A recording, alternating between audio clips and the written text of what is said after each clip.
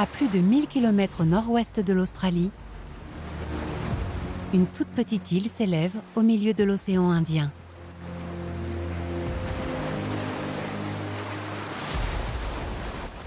Un minuscule refuge pour des plantes et des créatures qu'on ne trouve nulle part ailleurs.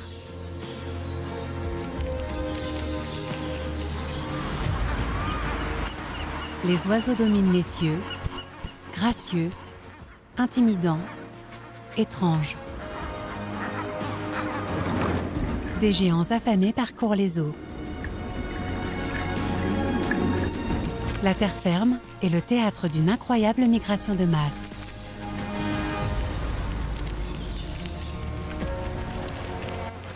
Une extraordinaire armée rouge se dirige vers la mer.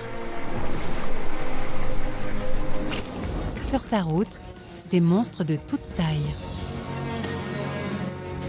Ils sont mus par leur instinct et vont perpétuer leur espèce.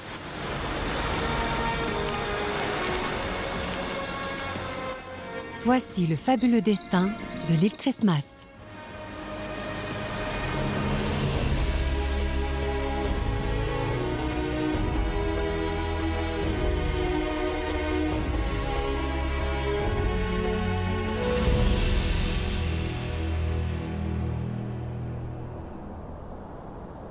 Au cœur de la forêt tropicale de l'île, une longue attente débute pour une espèce endémique.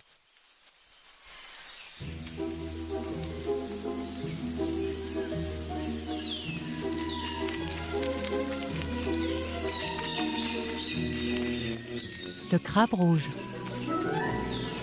Ses ancêtres étaient des crabes de mer. Il y a plus de 10 millions d'années, ils ont commencé à coloniser l'île, à s'installer à l'abri des prédateurs. Leurs branchies ont évolué pour devenir des espèces de poumons. Devenu créature terrestre, ce crabe de la taille d'une assiette doit garder ses poumons humides pour respirer. C'est son héritage océanique qui l'oblige à rester dans un milieu humide.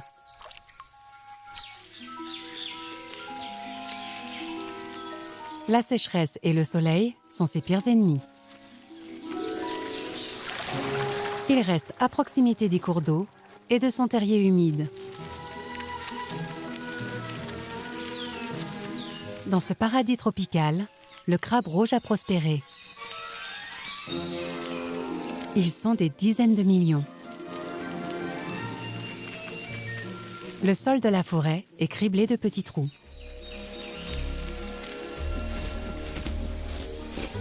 Ce sont comme des jardiniers. Ils ne cessent de creuser, de labourer et d'aérer le sol.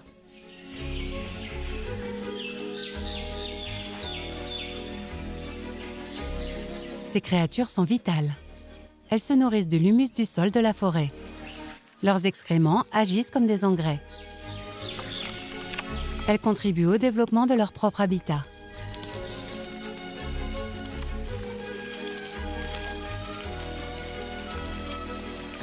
Mais le crabe rouge fait face à un dilemme important. Il souhaite se reproduire. Mais les bébés ne peuvent se développer que dans l'océan, distant de 5 km. Un long périple pour une créature habituée à parcourir quelques mètres par jour. Et l'humidité de la forêt reste très variable. Les crabes doivent traverser des portions sèches.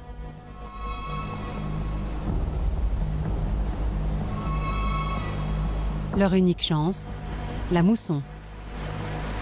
Les plus abondantes engendreront temporairement une voie humide vers l'océan et une chance de procréer.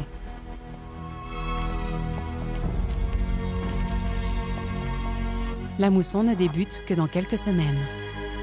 Pour l'instant, il faut attendre.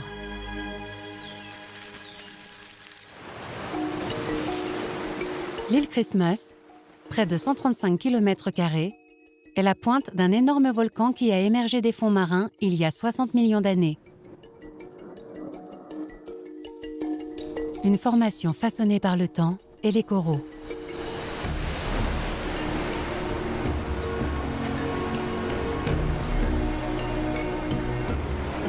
L'île semble surgir des eaux. D'abruptes falaises mènent à un plateau verdoyant.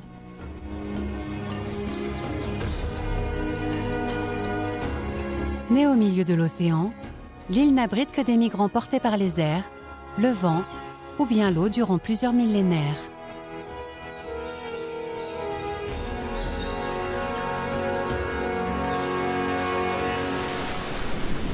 Située à des centaines de kilomètres de la plus proche masse continentale, elle est devenue un site de reproduction. Plus de 60 000 oiseaux viennent nicher là chaque année. Des fous, des frégates et de magnifiques phaétons viennent se nourrir tout près du littoral. Ils volent, font des cercles avant de plonger au milieu des courants.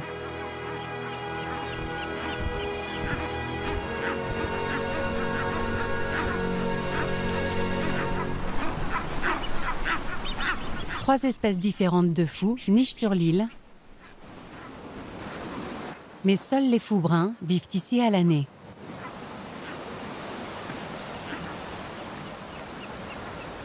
Ces oiseaux puissants et gracieux se servent de leurs pattes palmées pour nager ou couver leurs œufs. Mais elles ne sont adaptées ni pour décoller, ni pour atterrir. C'est pour cette raison qu'ils nichent sur les falaises. De là, ils peuvent attraper les courants ascendants.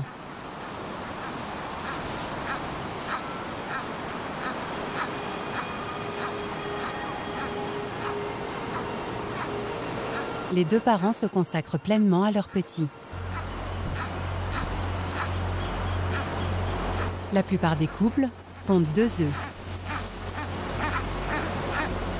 Ce premier-né aurait de toute façon poussé son frère plus jeune, plus faible, hors du nid. Il est seul à profiter de la nourriture.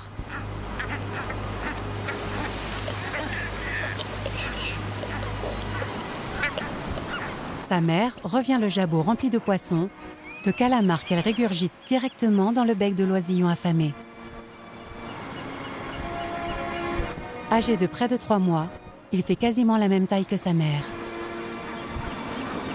Dans 1 mois, il sera prêt à voler de ses propres ailes. Mais il faudra compter 5 mois de plus avant que l'oisillon ne cesse de quémander à manger et quitte le nid pour de bon. Le rôle des parents est rendu plus facile grâce aux eaux abondantes de l'île.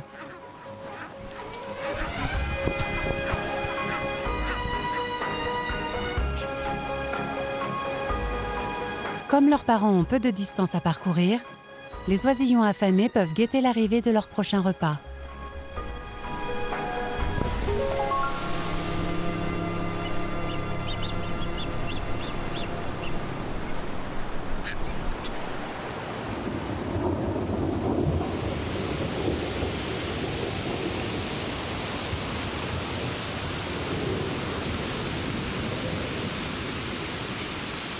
Avec les premières pluies, l'agitation dans la forêt s'intensifie.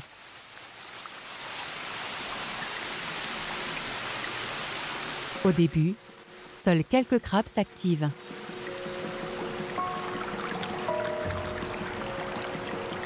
Mais très vite, ils sont des millions. Tous marchent avec détermination vers la lisière de la forêt. Les mâles partent les premiers. Ces départs simultanés créent d'immenses bouchons. Les crabes se joignent à la marche vers l'âge de 4 ou 5 ans. Ils répéteront la chose chaque année durant leurs 20 ou 30 années d'existence. Mais le voyage est long et semé d'embûches. Un géant blindé reste à l'affût. Le plus grand des crabes terrestres au monde. Le crabe voleur. Il semble tout droit sorti d'un film de science-fiction ou d'un horrible cauchemar. Son abdomen peut à lui seul mesurer plus d'1 mètre de large. Il peut lui falloir 50 ou 60 ans pour atteindre sa taille maximum. Il est surnommé crabe voleur parce qu'il a tendance à dérober des objets brillants qu'il ramène dans son repère. Cette paire d'antennes constamment en mouvement sont des organes olfactifs extrêmement sensibles, 100 fois plus sensibles que ceux d'un chien.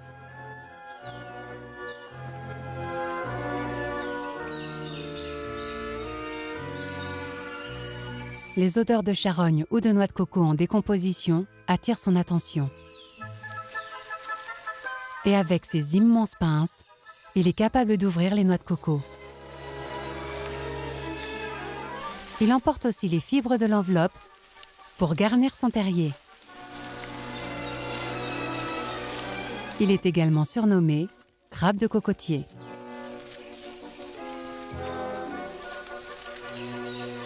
C'est sur l'île Christmas que l'on trouve le plus grand nombre de ces monstres. Ils sont près de 10 000. On reste tout de même loin des millions de crabes rouges. Ils raffolent des noix de coco, mais s'ils en ont l'occasion, ils goûteront volontiers un peu de crabe rouge.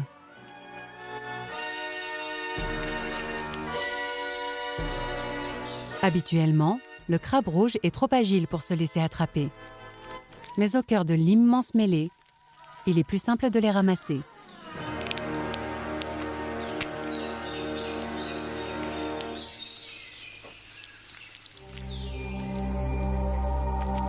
Même si les crabes rouges réussissent à échapper aux crabes voleurs, ils feront d'autres mauvaises rencontres dans leur longue marche vers la mer.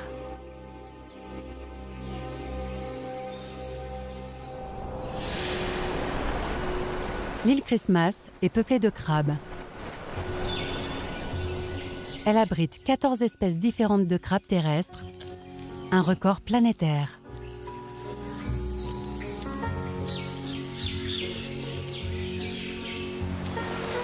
Ils descendent des crabes de mer, comme le Plagusia scamosa.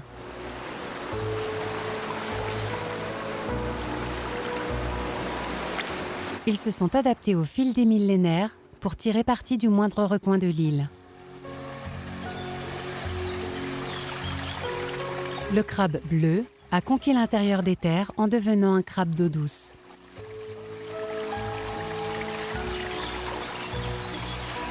Il hante les cours d'eau, tel un magnifique fantôme aux reflets bleutés.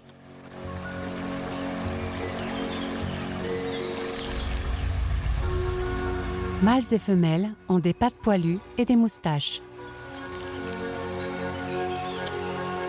Des poils de chaque côté de la bouche qui les aident à filtrer les aliments.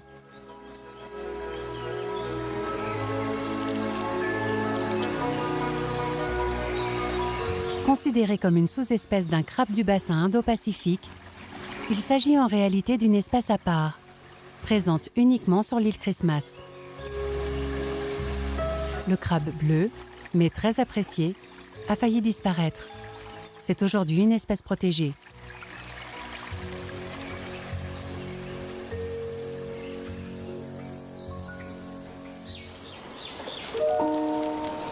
Les crabes rouges ne croisent pas seulement des ennemis. Perché au sommet des arbres, un autre des habitants permanents de l'île, l'autour australien.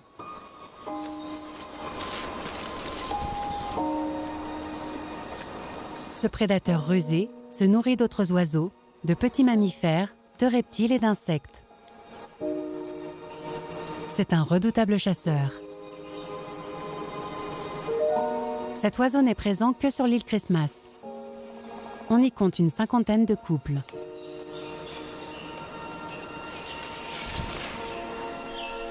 Une parente, plus petite, plus légère, la cresserelle d'Australie, chasse également ici. L'autour est assez agile pour chasser dans la forêt. La cresserelle, elle, capable de planer, chasse dans les espaces découverts. Elle peut planer sans quasiment bouger afin de guetter le moindre mouvement de sa proie favorite, la sauterelle géante. Une fois l'insecte repéré, la cresserelle descend sur lui sans faire le moindre bruit.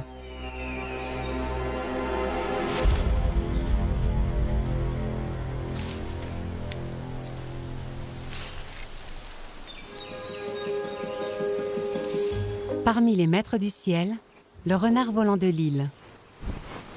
Cette créature au museau de renard est une chauve-souris, l'une des espèces actives de la journée.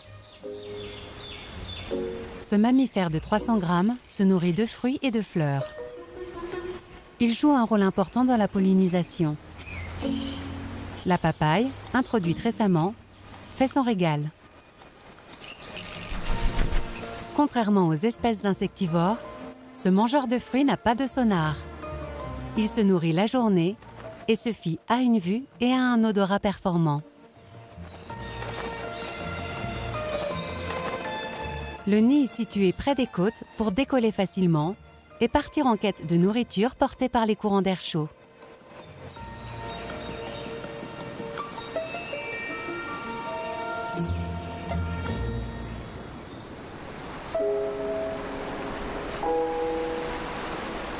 L'île Christmas abrite nombre d'espèces qu'on ne trouve nulle part ailleurs. Sa position stratégique entre les grands courants océaniques en fait une halte pour les grands voyageurs.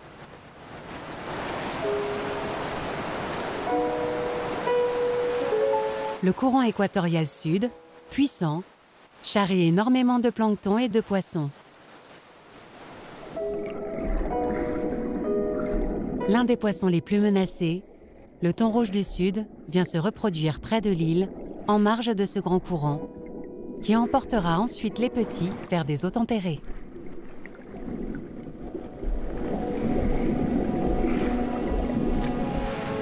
C'est le courant de Java venant de l'Est qui influe le plus sur la vie de l'île. Il apporte les pluies qui déclenchent la migration des crabes. Il joue peut-être aussi un rôle dans une autre migration en cours. Une migration bien différente de celle du crabe, mais dont les destinées sont liées.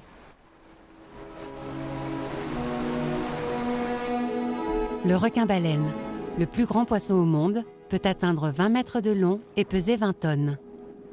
Parti des récifs à l'ouest de l'Australie, il parcourt l'océan Indien jusqu'à l'île Christmas, un périple de 1600 km. Il arrive à l'île Christmas à un moment très précis. Un moment que les experts croient directement lié au rite annuel qui a lieu en même temps sur l'île.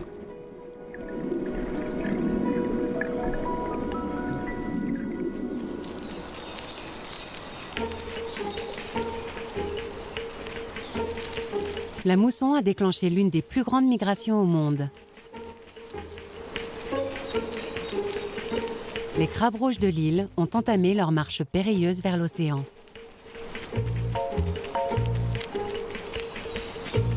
Si les pluies cessent, ils risquent d'être déshydratés. Une fois lancés, pas question de faire machine arrière. Ils restent à l'ombre, se déplacent si possible le matin et le soir.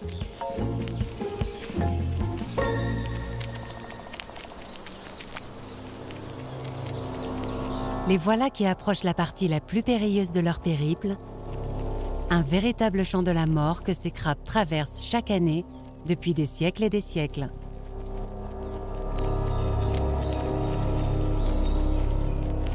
S'y trouvent des ennemis contre lesquels ils ne peuvent pas grand-chose. La plus grande menace de l'île, les fourmis folles. Nommées ainsi en raison de leur mouvement frénétique. Ces créatures ont débarqué des navires il y a plusieurs décennies et sont la source d'immenses dégâts. Chaque colonie compte des milliards d'individus. Elles sont sans pitié pour les créatures qui croisent leur chemin.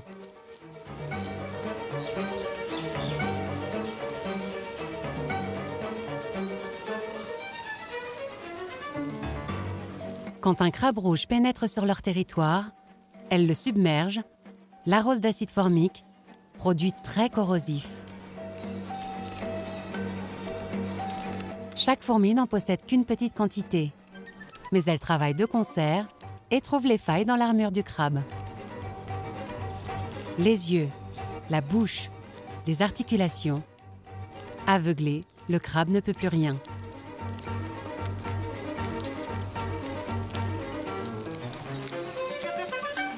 Le crabe réagit en recrachant une sorte de mousse. Cela n'a pour effet que d'épuiser de précieuses réserves en eau. Sa mort est longue et douloureuse.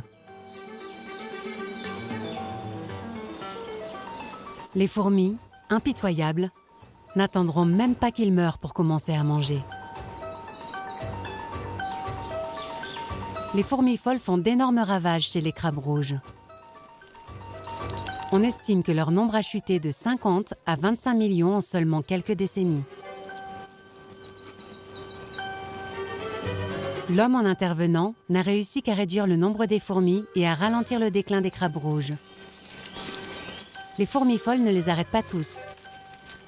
Des millions parviennent à traverser, mus par leur instinct, par ce rendez-vous avec le destin. Certaines créatures ne vivent pas de tels problèmes avec les fourmis. La Nephilapilipes tisse une immense toile qui scintille à la lumière du soleil. La soie de cette araignée est solide, souple et collante. En produisant sa soie, l'araignée la recouvre d'une sorte de colle pour s'assurer de coincer ses proies.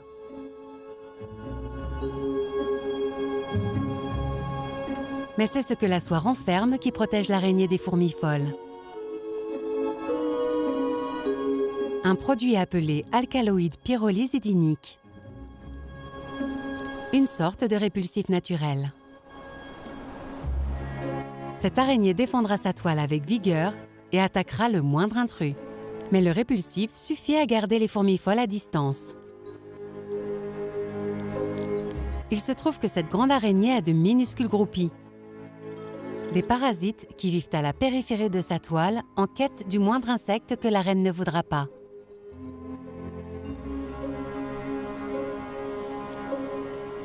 Ces petits voleurs, appelés argyrodes, vivent très souvent à proximité de la Nephilapilipes.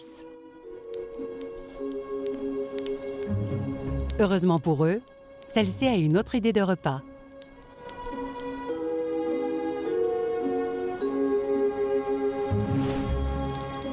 Elle se précipite sur une sauterelle piégée dans les fils de la toile.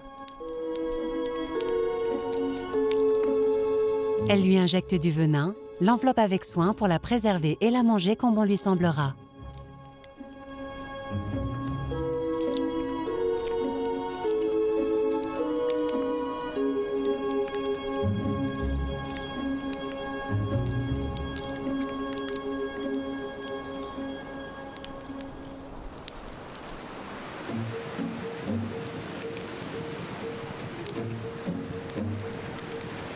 En une semaine, les premiers soldats de l'armée rouge arrivent à proximité de leur destination, les plages où ils sont nés. Mais cette dernière portion du voyage ne sera pas simple. Des falaises abruptes entourent l'île. Le seul moyen d'atteindre l'eau, descendre. Ils s'accrochent fermement, parfois la tête en bas. Une chute, la carapace se brise et c'est la mort.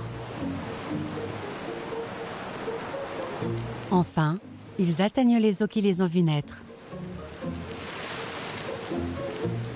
Ici, ils peuvent se rafraîchir,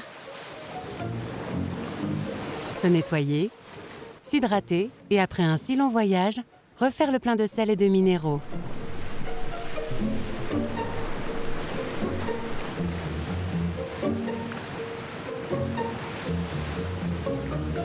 Ils en ont besoin après ce marathon et la prochaine odyssée qui les attend. Les femelles arrivent déjà. Le spectacle promet d'être grandiose. Elles attendent des mâles qu'ils soient prêts.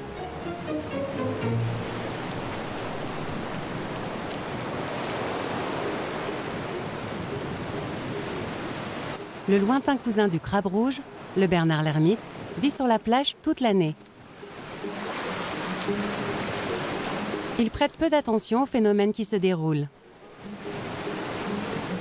Contrairement à la plupart des crabes, il a un abdomen mou et pas de carapace.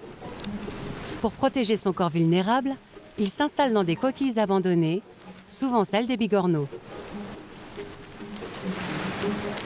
Au fur et à mesure qu'il grandit, il doit trouver des coquilles de plus en plus grandes.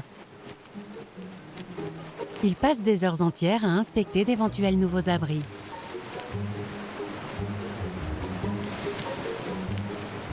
Il les essaie même parfois. Les belles coquilles sont rares. Il est fréquent de voir des bernards l'ermite se disputer pour une magnifique coquille.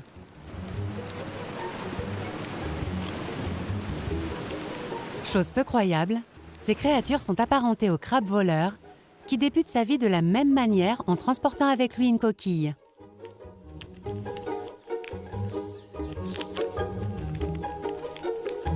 Ce n'est que lorsqu'il est âgé d'1 an qu'il abandonne ce style de vie, qu'il se débarrasse de sa coquille et recouvre son corps de couches de calcium.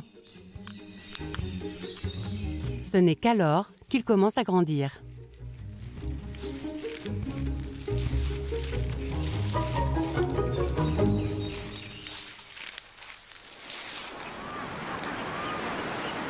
De retour sur la falaise, le gosier plein pour les petits, les fous bruns semblent ignorer l'immense marée rouge qui les entoure et les innombrables crabes qui parcourent la plage.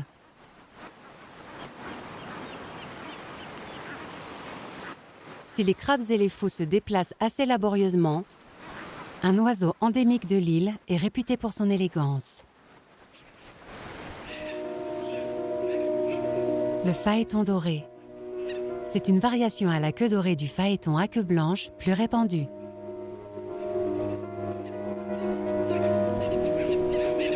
Pourvu de longues plumes jaunes à la queue, cet oiseau égaye le ciel de l'île.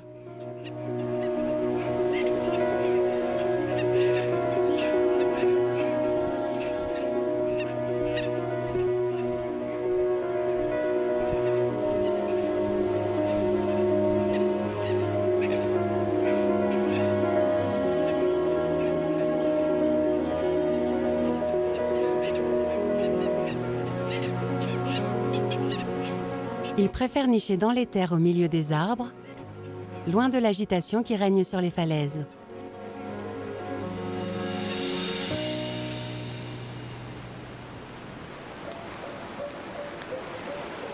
Après un bain revigorant, les mâles ont escaladé les falaises de l'île pour rejoindre le plateau, où ils se préparent à accueillir les femelles.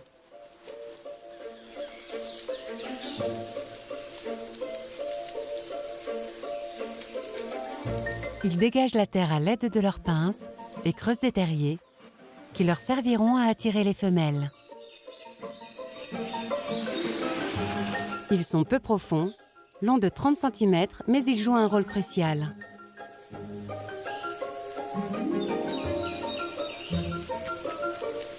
L'espace est très limité. Les guerres de territoire peuvent rapidement s'envenimer.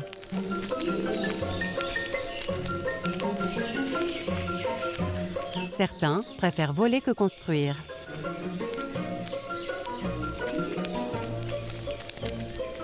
Souvent, on en reste au stade des menaces. Les mâles plus petits se retirent régulièrement avant d'être blessés.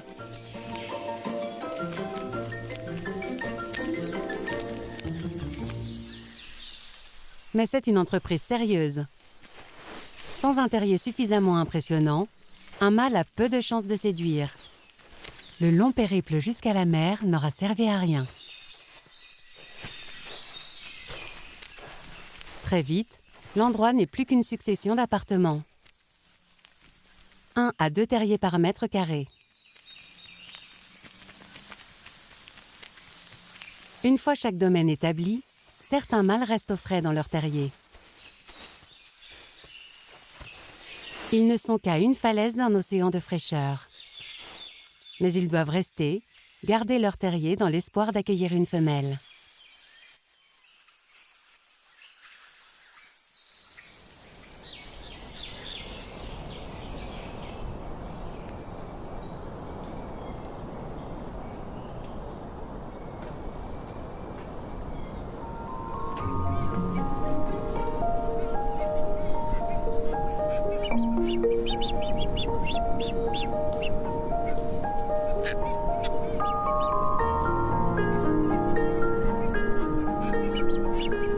Au-dessus des crabes, perchés au sommet des arbres, une autre espèce de fou.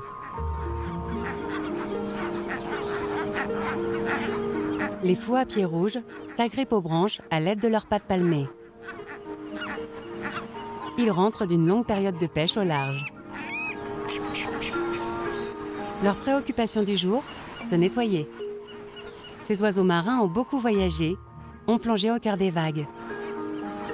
Ils doivent remettre en ordre leur plumage.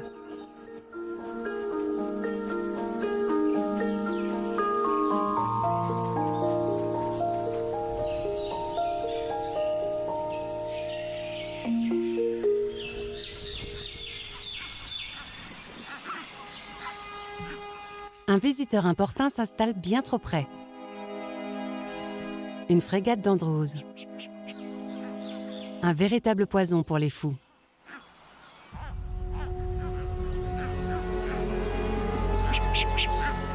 Lorsque les fous partent se nourrir, ils sont souvent suivis par les frégates. Décrites comme des voleuses, elles sont parfois qualifiées de pirates.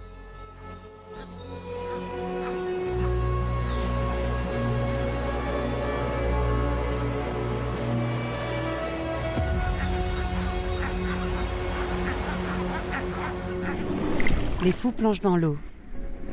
Ils replient leurs ailes et crèvent la surface à près de 50 km/h pour attraper du poisson à 50 mètres de profondeur.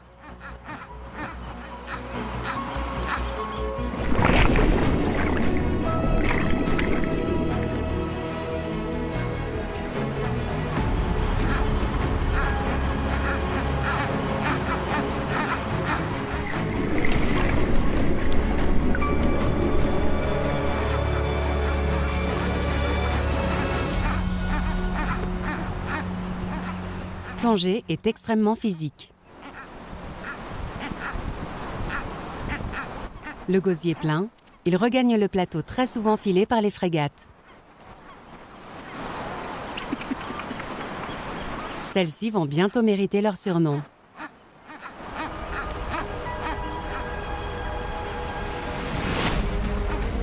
Pourquoi s'évertuer à plonger, à pêcher, quand quelqu'un d'autre s'en charge ? La frégate harcèle le fou dans l'espoir de lui faire régurgiter sa prise.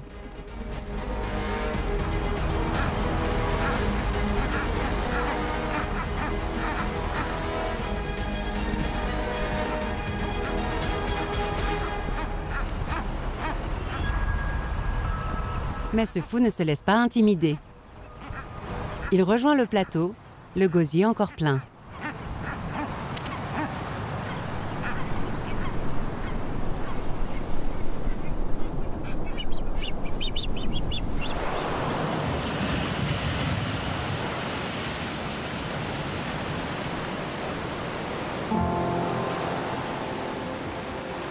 Cela fait 10 jours que les pluies ont déclenché la migration des crabes rouges. L'arrière-garde de l'armée rouge descend la falaise en direction de la plage. C'est au tour des femelles de prendre un bain rafraîchissant et de se nourrir.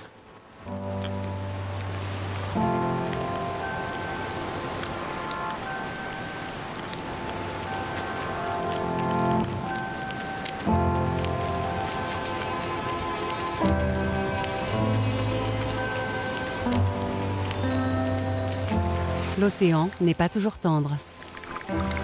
Après des millénaires d'évolution dans la forêt, ce sont désormais des animaux terrestres dotés de poumons, aux branchies atrophiées. Si elles perdent l'équilibre, c'est la noyade assurée.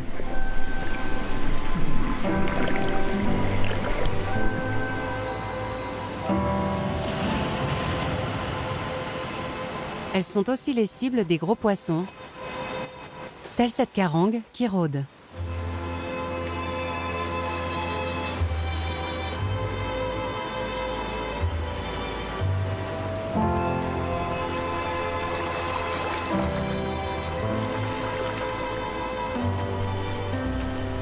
Les survivantes tournent le dos à l'océan.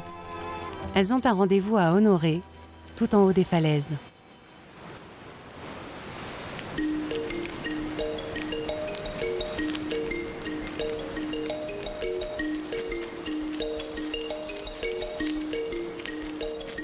Dans le village de Terrier au-dessus de la mer, les acquéreurs se bousculent. Les femelles inspectent soigneusement les propositions immobilières. Il y a maintenant urgence. Elles sont calées sur les cycles lunaires. Elles doivent s'accoupler et incuber leurs œufs tant qu'il est temps.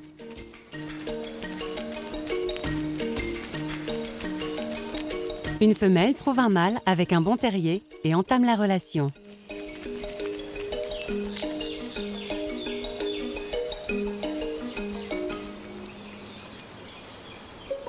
Ils s'accouplent face à face, lors d'étreintes pouvant dépasser les 25 minutes.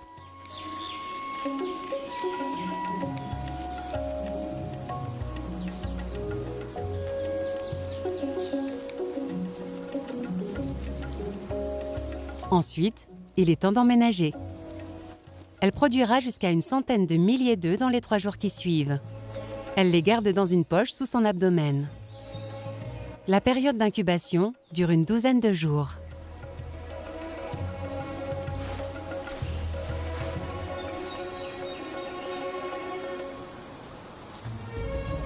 Son devoir effectué, le mâle reprend immédiatement la route. Il se lance dans le voyage retour tout aussi périlleux.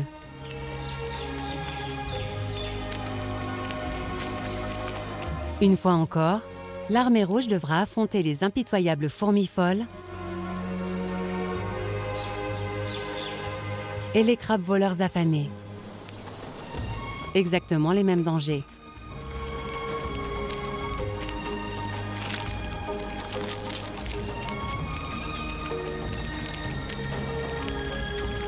Si les crabes échouent, ils se seront au moins battus pour transmettre leur patrimoine génétique à la génération suivante.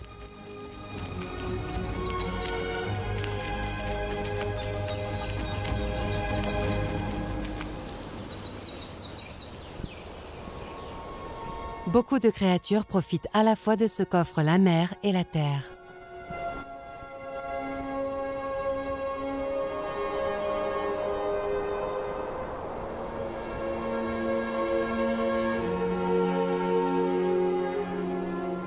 Une frégate du Pacifique femelle gagne l'intérieur de l'île. Contrairement à la plupart des oiseaux marins, qui boivent de l'eau salée, les frégates boivent de l'eau douce. Elles sont particulièrement douées pour s'abreuver tout en volant.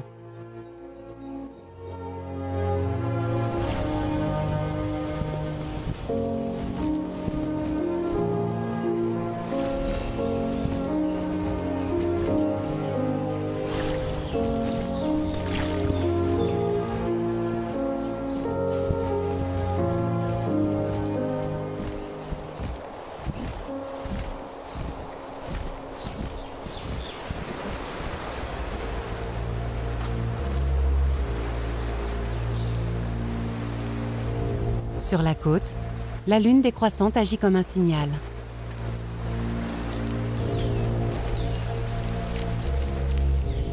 Les œufs des crabes rouges ont incubé près de 2 semaines.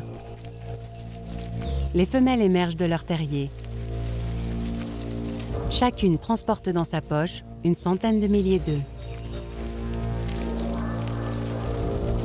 Doucement, prudemment, elles quittent les forêts pour rejoindre les falaises. Elles transportent leurs précieux et lourds fardeaux. Elles sont beaucoup moins agiles. Certaines en paient le prix. Les crabes voleurs les sentent approcher. Les œufs sont un vrai bonus. Ces prédateurs se montrent impitoyables.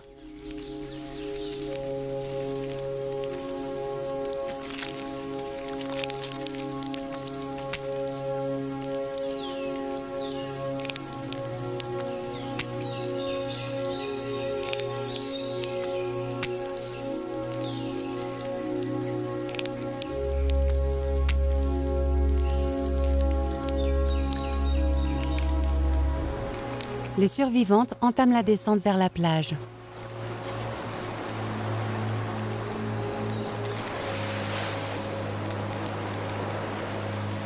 Quand elles atteignent le rivage, elles se réhydratent à nouveau.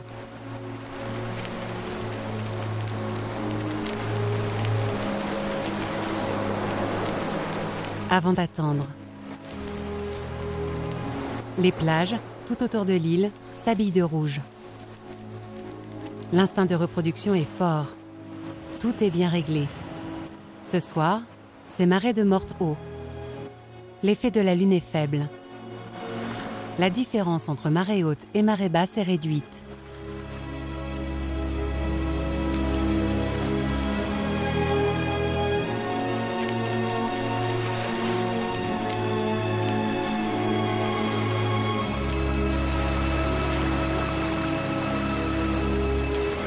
Chaque femelle qui pénètre dans l'eau lève ses pinces, se trémousse pour libérer ses œufs.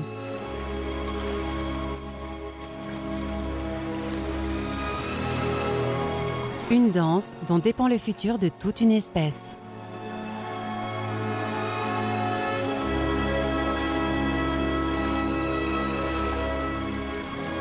Bientôt, les eaux se troublent, saturées de milliards d'œufs.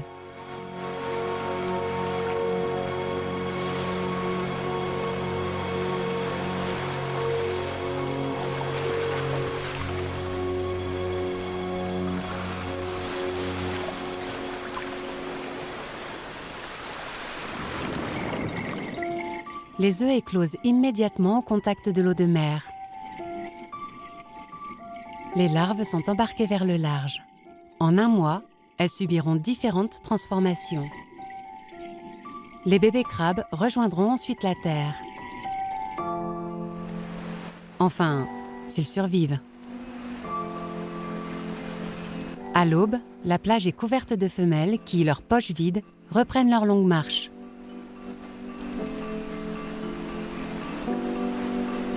Il est impossible de prédire combien de leurs rejetons reviendront. Face aux éléments, aux courants, aux prédateurs, leur destin est fragile.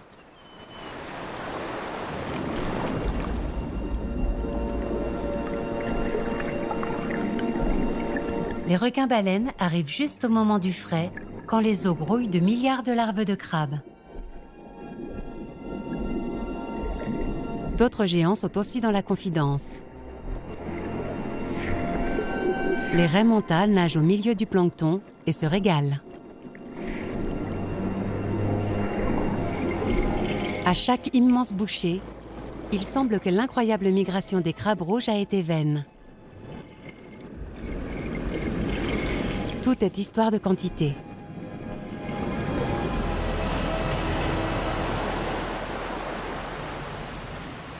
Cela fait une semaine que les mamans crabes rouges ont libéré leurs milliards d'œufs dans l'océan et qu'elles sont reparties vers la forêt tropicale. Le temps qu'elles rejoignent les rivages de l'île Christmas, les larves sont devenues ce qu'on appelle des mégalopes. Certaines années, seulement une poignée sort de l'eau. D'autres années, c'est un vrai boom. Il s'agit d'une année miraculeuse pour l'armée de crabes rouges. Des millions de bébés crabes envahissent la plage. Le littoral s'habille d'une teinte vive.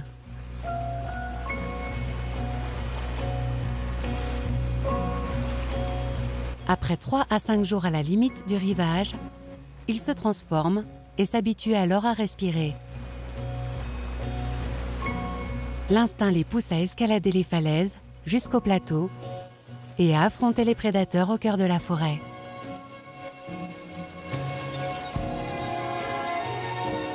Il est impossible de prédire combien périront sur le trajet. Les survivants passeront 3 ou 4 années à l'abri de la forêt. Ils grandiront avant de répondre à l'appel de l'océan.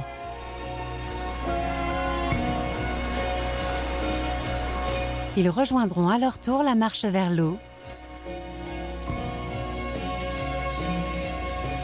creuseront, se battront, se reproduiront, danseront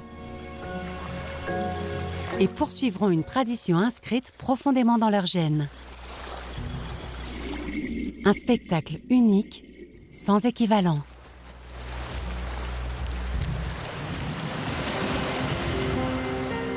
La vie est incroyablement agitée ici sur les Christmas.